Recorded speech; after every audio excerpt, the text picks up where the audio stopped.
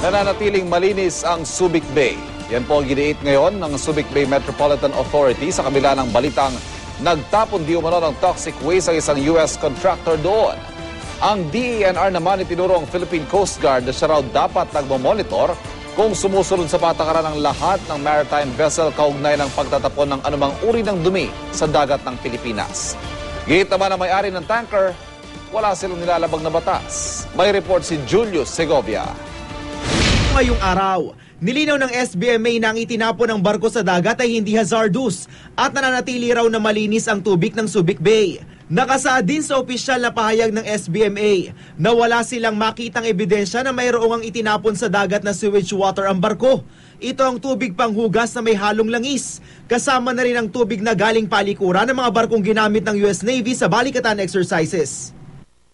According to the representative of the Ecology Center, septage ito, domestic waste. It's not a hazardous or toxic waste which they have tested.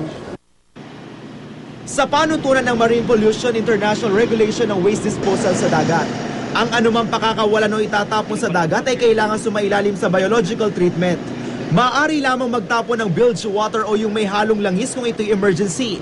Kung untreated, maaaring itapon ng domestic waste 12 milya mula sa baybayin, 3 milya naman kung ito'y treated. Sa lahat ng pagkakataon, dapat daw may permit na galing sa Philippine Coast Guard. Bagay na wala ang kumpanyang Glen Defense Marine Asia na may-ari ng barko, ayon sa Coast Guard Region 3. As far as I know, it should be on the other agencies, not from us in getting permits. Pero as far as you know, ano ang information na kaabot sa Philippine Coast Guard? We don't, I don't think so na they have. Ayon naman sa DENR Region 3, ang Coast Guard daw ay may sagutin sa anumang pagtatapon sa dagat, pati ang pag-monitor ng compliance nito. Naninindigan naman ng Glen Defense na wala silang nilabag na batas. Hindi raw matatawag na dumping kundi releasing of water lang ang kanilang ginawa.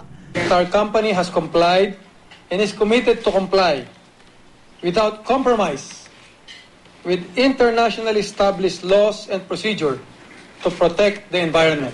Dagdag naman ng presidente at CEO ng kumpanya na si retired Vice Admiral Mateo Mayuga. Pre-treated ang kanilang pinakawalang tubig at kung tutuusin, mas malinis pa sa household water.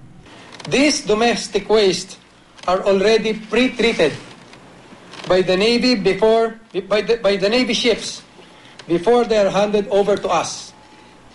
Pre-treating means the resulting fluid is strained and rendered inert or harmless and ready to be released at sea. Alam din daw nilang hindi sila saklaw ng Visiting Forces Agreement o VFA. Handa rin daw silang humarap sa anumang investigasyon. Sinusuportahan naman daw ng SBMA ang resolusyon ni Senator Miriam Defensor Santiago at Senador Loren Legarda na magkaroon ng Senate investigation ukol dito.